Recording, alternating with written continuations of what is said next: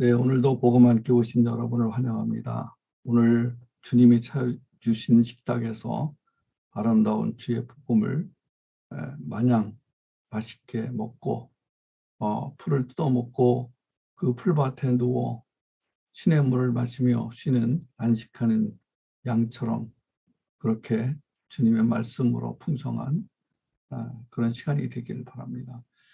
오늘도 이어서 하나님의 천직에 대한 말씀을 나누도록 하겠습니다.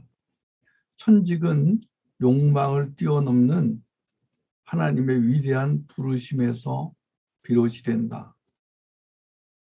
욕망을 뛰어넘는 하나님의 위대한 부르심, 하나님의 위대한 부르심, 하나님의 부르심에는 언제나 위대함이라는 단어가 없습니다. 그래서 우리가 생각하는 그런 위대함이 아닙니다. 우리가 보통 great, famous, awesome, wonderful 이런 여러 가지 영어를 쓰지만은 그런 정도의 위대함이 아니고 하나님의 부르심 자체는 너무나 놀랍고 너무나 크고 너무 신비한 그런 부르심입니다. 천직은 바로 그 부르심에서 시작이 되는데 천직을 구별하는 가장 중요한 요소가 뭐냐? 돈이다. 돈을 넘어서면 천직이고 돈을 넘어서지 못하면 직업이다. 이것은 알아듣기 쉽게 간략히 말한 것이지 이것이 성경에서 하나님이 말씀하신 복음만큼 진리는 아닙니다. 왜냐하면 이 말씀은 해석하기에 따라서 잘못하면 가난하게 사는 사람은 천직을 수행하는 사람이고 그렇지 않은 사람은 천직을 수행하지 않는 사람이다. 부유하게 사는 사람은 천직을 수행하는 사람이 아니다. 이런 식으로 우리가 오해할 수 있습니다. 그런데 왜 이 말을 강조하냐면 바로 오늘날 돈이 욕망의 상징이기 때문입니다. 그러니까 천직을 찾지 못하는 가장 큰 장애물은 욕망입니다. 그것도 돈에 대한 욕망, 물질에 대한 욕망. 디모데전서 6장 10절에 돈을 사랑함이 일만하게 뿌리가 되나니 이것을 탐내는 자들은 미혹을 받아 믿음에서 떠나 많은 근심으로 자기를 찔렀도다. 너무 유명한 말씀이라서 여러분 다 외울 말씀이라고 생각합니다만 돈을 사랑한다. 이것이 무슨 뜻인지는 설명하지 않겠습니다. 그런데 돈을 사랑하는 것이 일만 악의 뿌리가 된다라는 말과 이것을 탐내는 자들이 미혹을 받아 믿음에서 떠나고 많은 근심으로 자기를 찔렀다. 그런데 어떻게 이런 사람이 천직을 찾겠습니까? 천직을 수행하겠습니까?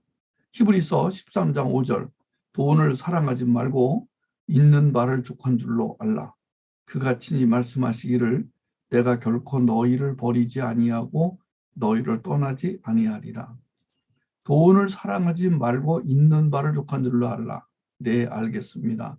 제가 통장에 있는 돈이 넉넉하니까 족한 줄로 알겠습니다. 라고 대부분의 사람들은 생각하지만 사실은 통장에 돈이 한 푼도 없어도 있는 바를 족한 줄로 아는 것입니다. 왜 그러냐면은 내가 너희를 버리지 아니하겠다. 내가 너희를 떠나지 아니하겠다. 사실 이 말씀은 수도 없이 들었는데 그냥 로고스로 적혀 있는 말씀으로 이해가 되지 레마로 살아있는 말씀으로 정말 그렇구나. 정말 하나님 이 말씀대로 살면 되겠구나 라고 리빙 월드 그 살아있는 말씀으로 다가오려면은 오늘 이 시간에 영적 지각력, 지혜와 계시의 영이 정말 필요합니다. 성령의 능력, 성령의 도우심이 필요합니다. 또 하나는 꿈을 쫓아가면 직업이고 비전을 쫓아가면 천직이다. 꿈은 자기가 이루기 원하는 것을 말하는 개념입니다. 그러나 비전은 주님이 나를 통해 이루기 원하시는 개념입니다. 이렇게 굳이 꼭 나눠야 할 필요는 없습니다만은 그러나 이렇게 나누는 것도 개념을 잘 정리해 드리기 위해서입니다. 내가 원하는 것인가 아니면 주님이 원하는 것인가. 비전은 고통스러운 상황 가운데서 하나님이 보여주시는 바람직한 모습이며 현재는 불만족스럽고 고통스러울 수 있지만 그것들을 해결하기 위해 그 방법들을 보여주시는 게 비전이에요. 그러니까 우리가 지금 어떤 고통스러운 상황에 있잖아요. 그러면은 왜 그 고통 속에서 헤매고 그 고통 속에서 빠져나오지 못하는가? 그것은 비전을 찾지 못했기 때문이에요. 그 비전은 바로 천직을 말하는 거예요. 그러니까 천직을 찾지 못하니까 자기 욕망 속에서 그 고통 속에서 헤어나오지를 못하는 것입니다. 오늘 모세의 사례를 통해서 비전이 어떻게 전달되는가 간략하게 그 원리를 보도록 하겠습니다. 비전은 어떻게 잉태되는가? 하나님과의 만남을 통해서 비전이 잉태가 됩니다. 비전을 받게 됩니다. 비전이 확인이 됩니다. 출애굽기 3장 1절에서 5절에 보면은 모세가 그의 장인 미디안 제사장 이드로의 양떼를 치더니 그 떼를 광야 서쪽으로 인도하여 하나님의 산 호렙에 이름에 여호와의 사자가 떨기나무 가운데로부터 나오는 불꽃 안에서 그에게 나타나시니라. 그가 보니 떨기나무에 불이 붙었으나 그 떨기나무가 사라지지 아니하는지라. 이에 모세가 이르되 내가 돌이켜 가서 이 큰 광경을 보리라. 떨기나무가 어찌하여 타지 않은고 하니 그때 여호와께서 그가 보려고 돌이켜 오는 것을 보신지라. 하나님이 떨기나무 가운데서 그를 불러 이르시되 모세야 모세야 하시매 그가 이르되 내가 여기 있나이다. 하나님이 이르시되 이리로 가까이 오지 말라. 네가 선 곳은 거룩한 땅이니 네 발에서 신을 벗으라. 자, 모세가 드디어 그 오랜 세월을 동안 그 오래고 오랜 세월을 끝에 드디어 하나님과 대면하는 장면입니다. 하나님을 만나는 장면입니다. 모세는 하나님 보기가 두려웠죠. 하나님이 누구신지 알려주시지 않았으면 모세는 아마 기절했을지도 모릅니다. 그러나 하나님이 누구신지 알려주시고 모세에게 이제 드디어 비전을 주시고 확인하게 하십니다. 출애굽기 3장 6절에 보면은 하나님이 먼저 내가 누구냐, 내가 누구냐를 말씀하십니다. 이르시되 나는 네 조상의 하나님이니 아브라함의 하나님, 이삭의 하나님, 야곱의 하나님이니라. 우리는 뭐 이렇게 들으면은 그냥 아브라함, 이삭, 야곱이 저기 중동 지방 이스라엘 사람들의 조상 정도로 생각합니다만은 그 당시에 이 모세에게는 실제 정말 자기에게 확 다가오는 하나님이 이런 분이시구나, 이분이시구나, 이분이 하나님이시구나. 하나님을 경험적으로 야다로 깊이 지정의로 알게 되는 그 순간, 그때 하나님이 비전을 주시죠. 출애굽기 3장 7절에서 10절 내용이 바로 그겁니다. 여호와께서 이르시되 내가 애굽에 있는 내 백성의 고통을 분명히 보고 그들의 감독자로 말미암아 부르짖음을 듣고 그 근심을 알고 내가 내려가서 그들을 애굽인의 손에서 건져내고 그들을 그 땅에서 인도하여 아름답고 광대한 땅, 젖과 꿀이 흐르는 땅, 곧 가나안 족속, 헷 족속, 아모리 족속, 브리스 족속, 히위 족속, 여부스 족속의 지방에 데려가려 하노라. 이제 가라. 이스라엘 자손의 부르짖음이 내게 달하고 애굽 사람이 그들을 괴롭히는 학대도 내가 보았으니 이제 내가 너를 바로에게 보내어 너에게 내 백성 이스라엘 자손을 애굽에서 인도하여 내게 하리라. 자, 아주 구체적으로 하나님이 비전을 주실 때 너무너무 구체적으로 그 비전을 주십니다. 그리고 하나님이 모세를 보내시는 거죠. 파송이죠. 그런데 모세의 경우도 그렇지만 대부분은 하나님께로부터 비전을 받자마자 긍정적으로 반응하는 경우는 드뭅니다. 아마 그 이유는 여러 가지가 있는데 가장 대표적인 것은 자기가 생각하는 것과 다르기 때문에 그렇습니다. 자기가 지금까지 기대했던 것과 다르기 때문에 그렇습니다. 자기 안에 있는 욕망과 충돌하기 때문에 그렇습니다. 또 하나는 바로 열등감이죠. 내가 뭔데? 내가 누구이기에 바로에게 가며 내가 누구이기에 이스라엘 자손을 애굽에서 인도하여 낸단 말입니까? 모세는 자기가 누구에게 가느냐 하고 자기 자신의 누추한 모습, 부족한 모습을 깨닫고 나는 그곳에 갈 수가 없는 사람입니다. 자, 그러자 하나님이 이렇게 말씀하시죠. 내가 반드시 너와 함께 있으리라. 내가 반드시 너와 함께 있겠다. 여러분 오늘 이 말씀을 잊지 마시기 바랍니다. 제가 제발 부탁하는데 사람은 믿지 마세요. 사람은 신뢰하지 마세요. 사람은 믿을 대상이 못 됩니다.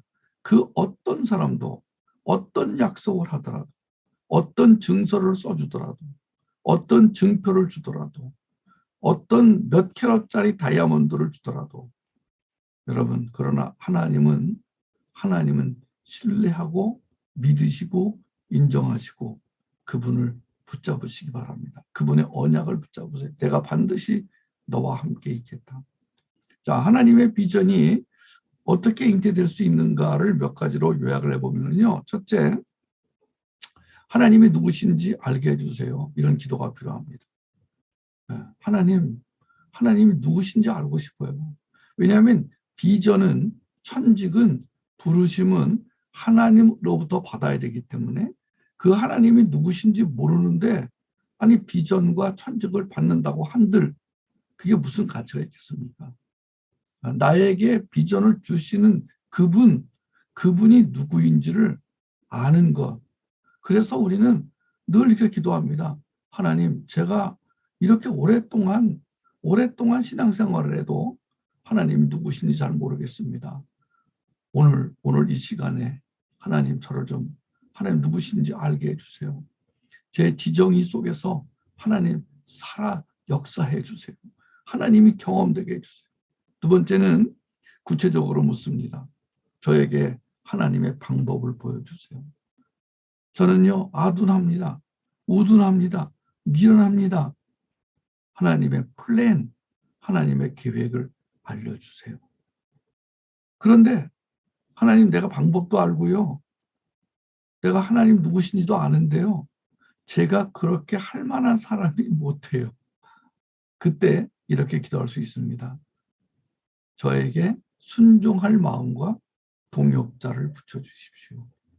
이 동역자에 대한 기도가 굉장히 중요합니다. 우리 참 이 복음 한 끼를 먹는 모든 부모들의 자녀들이 평생 동안 좋은 동역자를 만나게 되길 바랍니다. 배우자를 비롯해서 정말 좋은 동역자를.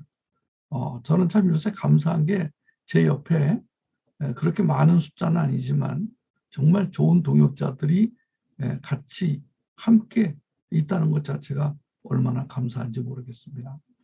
네 번째, 영적 지각력을 키워 하나님의 음성을 듣기 원하고 하나님의 마음과 눈을 하나님과 함께 할 수 있기를 원해요.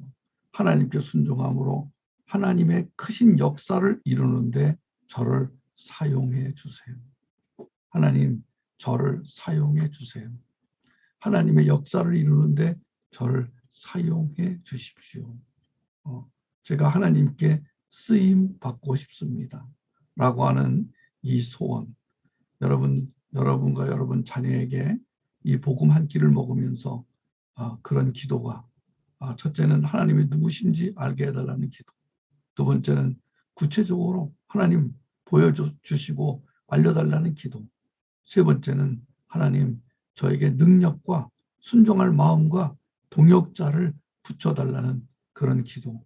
그리고 영적 지각력을 키워주시고 저를 이제부터는 주님 마음대로 저를 사용하여 주십시오. 그래서 이제 출애굽기 4장에 들어가면 모세와 아론이라는 동역자를 붙여주시죠. 모세는 하나님으로부터 직접 부르심을 받기로 했지만 이스라엘 백성의 고통에 공감하게 되므로 그 비전을 자기 것으로 받게 됩니다. 하나님께로부터 비전을 받아도 그 비전을 행해야 할 어떤 대상에 대한 긍휼의 마음이 없다면 그 비전은 비전이라고 할 수 없습니다. 하나님의 비전은 이 땅에서 이루어지게 되어 있습니다. 이 땅에서 하나님의 나라가 이루어지고 이 땅이 어느 날 사라진다고 할 때 진짜 하나님의 나라가 도래하게 되는 것이죠. 우리 그것을 새 예루살렘이라고 합니다. 우리 이 세상에 대해서 굉장히 부정적인 생각을 가지고 있습니다. 이 세상에 대해서 두려움을 가지고 있습니다. 비관적인 생각을 가지고 있습니다. 그러나 그럼에도 불구하고 우리와 우리 자녀를 통해서 하나님이 이 땅을 다스리시며 이 땅을 하나님의 나라로 만들어 가실 것을 믿고 살아가는 사람들입니다. 이 땅에 살고 있는 사람들에 대한 그들의 고통, 그들의 울부짖음, 그들의 아픔, 그것들에 대한 긍휼한 마음을 가지게 하여 주십시오. 하나님께 부르짖는 사람들에 대해서 민감한 마음이 필요합니다. 우리 주변에 동역자를 구하기 위해서는요, 이 동역자들은 하나님께 부르짖는 사람들끼리 동역자가 되어야 됩니다. 하나님에 대해서 관심이 없거나 하나님이 누구신지 모르는 사람들끼리는 동역자가 되어도 소용이 없습니다. 그런 공동체는 힘도 없고 능력도 없습니다. 나 하나만 잘 되면 된다. 나 하나만 잘 먹고 잘 살면 된다는 생각을 가진 사람에게 비전, 즉 천직은 보이지 않고 관심에서도 멀어집니다. 오늘날 많은 교회가 우리 교회만 잘 되면 된다. 오늘날 많은 부모가 우리 가정만 잘 되면 된다. 내 자식만 잘 되면 된다. 이런 생각을 가지고 있는 사람들에게는 천직은 찾아지지 않습니다. 지난번 우리 아가서 마칠 때 존 뉴턴과 그리고 우리 윌리엄 밀버포스에 대해서 얘기를 나눴죠. 우리 어린이들을 위해서 자녀들을 위해서 이 두 사람의 사례를 한 번 더 살펴보도록 하겠습니다. 성공의 신부이자 찬송가 작가인 존 뉴턴의 어머니는 경건한 그리스도인이었고 아들이 목사가 되길 바랐습니다. 그러나 이 뉴턴이 6살 되던 해 어머니가 세상을 떠났고 선원이던 아버지는 이듬해 재혼을 하게 됩니다. 이로 어린 뉴턴의 행실이 점차 비뚤어져 가기 시작합니다. 악행을 일삼으며 욕설도 마다하지 않게 됩니다. 그런 그에게 하나님의 때가 임합니다. 당시 노예상이던 뉴턴은 아프리카에서 무역을 끝내고 고향으로 돌아가던 중에 큰 폭풍우를 만납니다. 배가 파손되는 위급한 상황 속에서 자신도 모르게 주여 자비를 베풀어 살려주소서. 주여 자비를 베풀어 살려주소서. 아마 그의 어머니가 심어준 그 신앙의 씨가 그때 아마 싹을 틔우고 자라난 것 같습니다. 그는 임박한 죽음 앞에서 지난날 악행에 대한 죄책감으로 하나님이 자신을 용서하지 않을 거라고 생각하며 절망했지만 놀랍게도 그의 기도는 응답이 되었습니다. 호전될 것 같지 않았던, 정말 죽을 것 같았던 상식에 의하면은 완전히 파손되어야 할 배가 이제 폭풍우가 잔잔해지면서 모두가 살게 되었습니다. 이 사건을 통해 뉴턴은 하나님이 살아계시며 자신을 하나님이 기억해 주신다는 것을 믿게 되었습니다.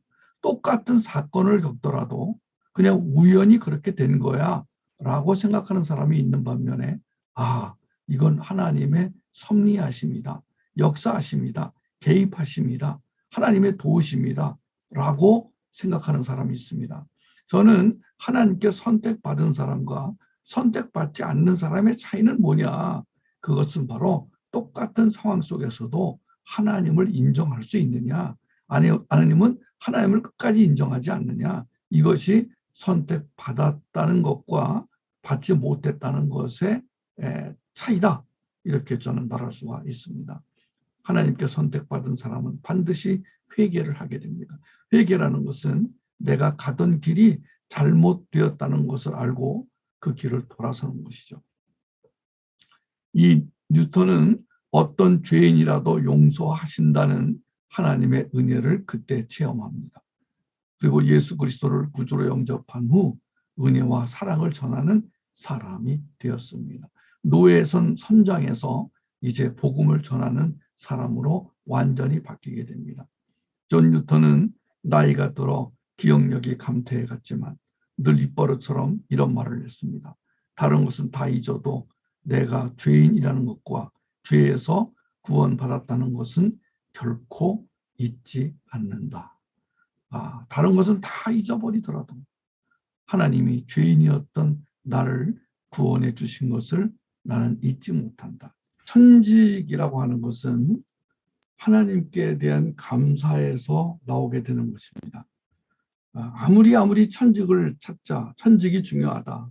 아들아, 제발 천직을 찾았으면 좋겠다. 딸아, 사랑하는 딸아, 나는 네가 천직을 찾아 평생 그 천직을 수행하며 살기 원한다. 라고 아무리 얘기를 해도 하나님에게 감사하지 않는 이 아들과 딸은 천직을 찾을 생각도 안 할 것이고 천직이 무엇인지 알려고 하지도 않을 것입니다. 그러면 어떻게 되는 것이죠? 자기의 욕망, 자기의 꿈을 쫓아 그것을 이루려고 하게 될 것입니다. 이번에는 이와 비슷한 사례인 윌리엄 윌버포스죠. 어떻게 보면 존 뉴턴보다 더 참 어려운 고난에 찬 삶을 살았으나 그가 이룬 업적은 별처럼 빛나는, 비교가 좀 되지 않지만 또 한 사람 윌리엄 윌버포스. 하나님은 이 윌버포스에게 천직 의식을 통해 두 가지 목표를 주십니다. 하나는 노예 무역을 근절하는 것이고 하나는 나쁜 관습을 개혁하는 일이었습니다. 둘 다 만만하지 않았지만 서두르지 않고 실망하지 않고 평생에 걸쳐 그 천직을 수행해 낸 사람이 윌리엄 윌버포스입니다. 가트린이라는 작가가 쓴 글과 그를 사랑하는 사람 몇 분이 정리한 내용을 가지고 오늘 이야기를 전하겠습니다. 이 존 뉴턴과 윌버포스에 대한 이야기는 너무나 많기 때문에 여러분이 원하시기만 하면 뭐 언제든지 이야기를 찾아 읽을 수가 있습니다. 영화로도 나왔습니다. 오늘 간단하게 정리해 보겠습니다. 영국의 윌리엄 윌버포스는 25살에 예수를 믿은 후에 자신의 평생을 바쳐 이룩할 하나님의 영광이 무엇인가를 깊이 고민합니다. 고민을 시작한 지 2년 후 그는 노예 폐지 운동을 전개하는 것이 자신의 사명이요 천직이라는 걸 깨닫게 됩니다. 아마 존 뉴턴의 이야기를 듣고 선한 영향력이 그에게 미쳤을지도 모릅니다. 이 영향은 다시 미국의 아브라함 링컨 대통령에게 흘러가게 되죠. 1787년 27살의 윌버포스는 자신의 일기에 전능하신 하나님은 내 앞에 두 가지 사명을 두셨다. 하나는 노예 무역을 금지하는 것이고 다른 하나는 영국의 악습을 개혁하는 것이다. 라고 기록하게 됩니다. 이 일을 효과적으로 수행하기 위해 정치인이 되어야 하겠다 결심하고 하원 의원에 진출합니다. 제가 나중에 우리 자녀들에게 이 천직에 대해서 이제 정리를 해줄 때 하나님께서 8가지 영역에서 어디로 가기를 원하시는가, 그 8가지 영역의 일을 하기 위해서 어떤 직업을 갖기를 원하시는가, 그 직업을 수행하기 위해 어떤 학교를 갈 것인가, 그 학교를 가기 위해 나는 오늘 어떤 공부를 할 것인가. 여러분 이게 연결이 되어 있지 않으면 왜 공부를 하는 것이며 왜 살아가는 것이며 왜 이 직업을 가져야 되는 것이며 라는 그 모든 문제들에 대해서 정체성이 흔들리게 됩니다. 윌버포스는 바로 자기가 하나님께 받은 것이 무엇인가를, 하나님이 자기를 통해 뭘 하려고 하시는가를 알게 되고 그 일을 위해서 하원 의원에 진출하고 드디어 당선이 됩니다.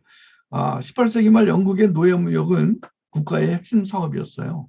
그때까지 150년 동안 200만 명 이상의 노예를 수송했는데 당시의 노예무역은 영국 국가 수입원의 3분의 1을 차지할 정도로 중요한 식민지 산업이었고 국가 안보에도 아주 중요한 역할을 했습니다. 노예들은 열악한 환경과 비인간적인 대우로 인해 항해 도중 25%가 넘는 사람들이 사망했지만 경제적인 이득이란 이유로 묵인되었습니다. 그러다가 1783년 노예선 종이라는 이 배에서 벌어진 잔악행위가 세상에 알려지게 됩니다. 대서양 중앙항로에서 길을 잃은 이 배는 노예 60명과 선원 7명이 전염병으로 죽었으며 식수가 거의 바닥이 나고 있었습니다. 선장은 식량 보존을 위해 132명에 달하는 노예를 바닷속에 던져버리게 됩니다. 그렇게 해서 배 안전을 도모하고 보험회사에서 보상을 받으려고 했던 거죠. 족쇄를 채운 채 물에 던져진 노예는 대부분 죽었지만 몇 명이 그 족쇄를 풀고 간신히 살아나와 이 사실이 전해지게 됩니다. 이 같은 참상에도 불구하고 주로 왕족이나 귀족으로 구성된 노예 지지자들은 그 어떤 반대의 목소리도 매국으로 몰아붙이며 잠재워 버립니다. 노예 무역을 폐지한다면 이 영국의 무역은 순식간에 망하고 말 거라고 그들은 말하기 시작합니다. 하지만 윌버포스는 노예 해방이야말로 하나님의 뜻이다. 하나님이 원하는 뜻이다. 라고 확신을 합니다. 왜소한 체격의 윌버포스는 150번이 넘는 국회 논쟁을 통해서 당시 영국 제1의 웅변가답게 하나님이 주신 마음을 웅변으로 토해냅니다. 영국이 진정으로 위대한 나라가 되고자 한다면 하나님의 법을 지켜야 합니다. 노예 제도는 분명 하나님의 분노를 자극하는 일입니다. 기독교 국가를 자처하는 영국이 황금에 눈이 멀어 노예 제도를 유지해서는 안 됩니다. 이런 악행을 저지르고도 오래 살아남은 국가는 역사상 찾아보기 어렵습니다. 와우. 여러분, 이런 말은요, 함부로 했다가는 테러를 당하기 딱 알맞는 그런 말이었습니다. 윌버포스의 최종적인 목표는 노예제도 자체를 폐지하는 것이었지만 빠른 시일 내에 노예를 해방시키기가 힘들다는 걸 알고 있었기 때문에 먼저 노예 무역을 중단함으로써 그의 참혹함을 없애는 걸 1차적인 목표로 삼았습니다. 하나님의 일을 성취해 갈 때, 하나님의 천직을 수행할 때 하나님이 주신 통찰력과 분별력을 잘 사용하는 게 너무 중요합니다. 우리가 우리 자녀들을 어려서부터 생명력, 통찰력, 분별력, 창의력, 변증력을 강화시키는 훈련을 하는 것은 너무너무 중요한 것입니다. 이 윌버포스는 전략을 짜서 하나님의 천직을 수행해 나가게 됩니다. 이런 윌버포스에게 온갖 중상모략과 여러 차례의 암살 위협이 가해지죠. 골통이 작은 윌버포스는 돌아가라. 고향으로 돌아가 거기서나 설교해라. 교회당에서나 어울리는 그런 옷으로 우리 의회에서는 더 이상 떠돌아대지 마라. 나는 너 같은 조물애기의 조소와 너의 건방지고 거만한 달변을 증오한다. 무역의 피해가 너의 입술에 내려와 앉으니 벌레들이 가장 고상한 배들을 갉아먹을 것이다. 윌버포스야, 부끄러운 줄 알고 꺼져라. 널리 알려진 유명한 이름과 함께 이 꼬마 난쟁이야. 이렇게 공개적으로 모욕을 당합니다. 그렇지만 윌버포스는 자신의 소신을 굽히지 않았습니다. 우리나라로 치면은 160cm 정도 되면은 작다고 할 수 없지만 그 당시 영국에서는 160cm라는 키가 작고 또 체질도 허약했고 시력까지 나빠서 이 육체적인 고통으로 일생 동안 괴로움을 겪어야 했다고 합니다. 하나님이 쓰시는 사람들은 육체적으로 좀 이렇게 고난이 좀 있는 것 같아요. 이 윌버포스는요, 감사했던 게 뭐냐면은 혼자 싸운 게 아니라 같이 그런 일을, 이런 하나님의 그 받은 천직을 같이 수행해주는 동료들이 옆에 있었다는 거예요. 너무너무 감사해요. 저도 오늘 여러분들이 저의 동료들로서 이렇게 함께 해주시는 것이 얼마나 감사한지 모르겠어요. 이 복음이라는 양식을 먹고 있는 식구잖아요. 저는 너무너무 감사합니다. 저에게 주신 이 하나님의 소명, 천직, 자녀를 잘 양육하라는 그 천직을 여러분과 함께 해나갈 수 있음을 감사하고 이것을 또 다른 부모들에게 알려줄 수 있으면 얼마나 감사한지 모르겠습니다. 그래서 결국은 이 윌버포스는 그 동료들과 함께 투쟁을 계속해 나갈 수 있었죠. 자신이 할 수 있는 수단을 사용했습니다. 다양한 방식으로 여론을 조성해 나갔고 시와 노래를 통해 문화적으로 접근하기도 했고 와우, 정말 여러 가지 책으로, 영화로, 음악으로 또 사람들을 만나서 설득하고 벽보를 붙이기도 하고, 여러분 하나님의 천직을 수행하기 위해서 내가 할 수 있는 모든 방법을 동료들과 함께, 동역자들과 함께 해나갈 수 있다는 것, 그것을 윌버포스가 보여주었습니다. 그래서 이제 노예를 통해 생산된 설탕 불매 운동까지 벌이고 탄원서를 제출하기도 합니다. 무엇보다도 하원 의원으로서 입법 활동에 총력을 기울입니다. 윌버포스는 1791년에도 노예무역 폐지안을 제출하고 4시간 동안 연설했지만 8표 차이로 패배했고요. 1793년에는 2표 차이로 패배했고요. 1794년에는 4표 차이로 패배했고요. 1797년에는 74대 82, 1798년에는 83대 87, 1799년에는 54대 84로 연거푸 패배했습니다. 1804년에 하원에서는 124대 49로 이겼지만 상원에서 패배하고 맙니다. 그리고 나서 1805년에도 70대 77로 패배합니다.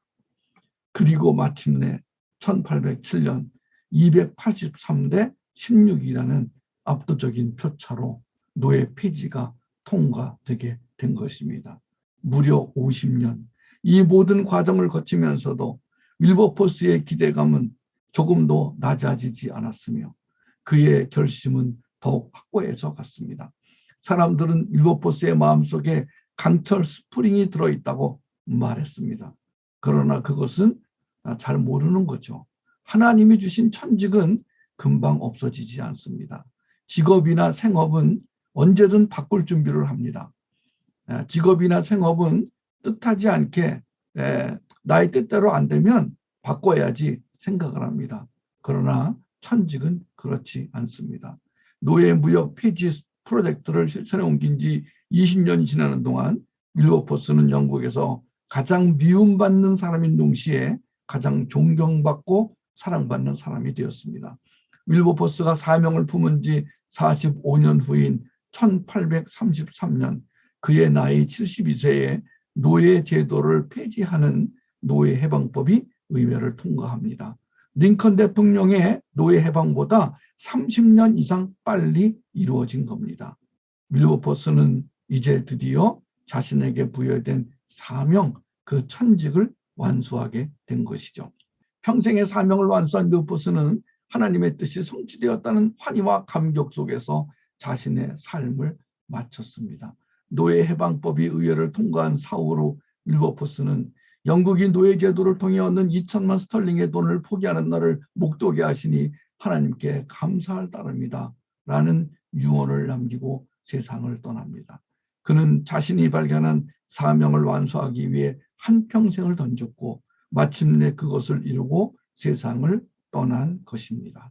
그 어떤 공적보다도 나는 하나님이 주신 그 목표, 하나님이 주신 그 사명, 하나님이 주신 그 소명을 이루는 것에 나는 그것 때문에 나는 기쁘다. 나는 그것 때문에 내 인생을 이렇게 줄곧 한 방향으로 살아올 수 있었다. 그리고 함께 해준 사람들 너무너무 감사하다. 우리 공동체에 주신 그 천직을 함께 수행해 나가는 동역자들입니다. 너무너무 감사하게 생각을 하고 오늘도 저를 통해 주시는 이 복음 한 끼를 통해서 여러분 안에 그 하나님의 그 사명이 부르심이 실제로 역동적으로 생명력으로 살아나기를 바랍니다. 윌버포스는 악습이 개혁이라는 두 번째 목표도 있지 않았습니다. 가난한 사람들의 피를 빨아먹는 복권 시스템을 20년에 걸친 국회 공방 끝에 폐지시켰고 야만적인 형벌 시스템을 개선하는 데 앞장섰고 남성들의 결투 관습 폐지에도 앞장섰으며 접대를 없애는 법안도 제출했습니다. 호화로운 파티를 일삼는 귀부인들에게 복음을 전하기 위해 이들이 여가 시간을 이용해 사회봉사에 힘을 쏟도록 하기도 했습니다.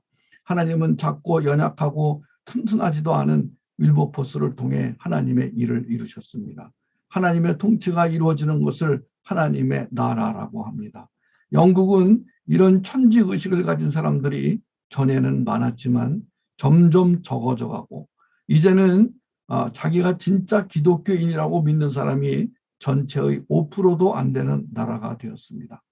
우리나라도 천지의식을 가진 자녀를 양육해내지 않으면 세속화된 기독교인들로 인해 천박한 나라가 될지 모른다는 생각을 하게 됩니다. 하나님의 은사와 부르심에는 후회하심이 없느니라. 이 존 뉴턴이 노예 선장으로 살다가 주님을 만난 이후에 그가 자기 같은 죄인을 구해준 그 하나님의 은혜에 감격하여 만들었던 어메이징 그레이스. 이 어메이징 그레이스 주은의 놀라와 이것은 뭐 정말로 세계적인 뭐 테너, 바리톤, 뭐 소프라노, 뭐 대중가수, 크리스찬이 아닌 사람들까지도 불렀고요. 아까도 말했지만은 이것은 체로키 인디언들의 애국가입니다. 너무나 많은 곳에서 너무나 많은 사람들이 이 노래를 들으며 은혜를 받습니다. 우리 같은 죄인들을 불러 의의 옷을 입혀주시고 거룩한 자라 불러주시고 신부라 불러주시고 천직을 주셔서 그냥 헛살지 않게 하시고 이 땅에서 하나님의 나라 완성을 위해 보람 있는 일을 위해 그 위대한 일을 위해 주님과 함께 그리고 동역자들과 함께 이루게 하신 것을 감사합니다. 오늘 이 복음 한 끼를 듣는 모든 분들이 천직을 찾게 하시고 천직을 수행하게 하시고 그 일로 인하여 하나님의 위대하심을 발견하고 경험하고 놀라고 그것으로 인해서 인생의 의미를 찾고 그리고 그렇게 살다 이 땅을 떠나는 사람들이 되게 하시고 그런 자녀가 되게 하여 주시옵소서.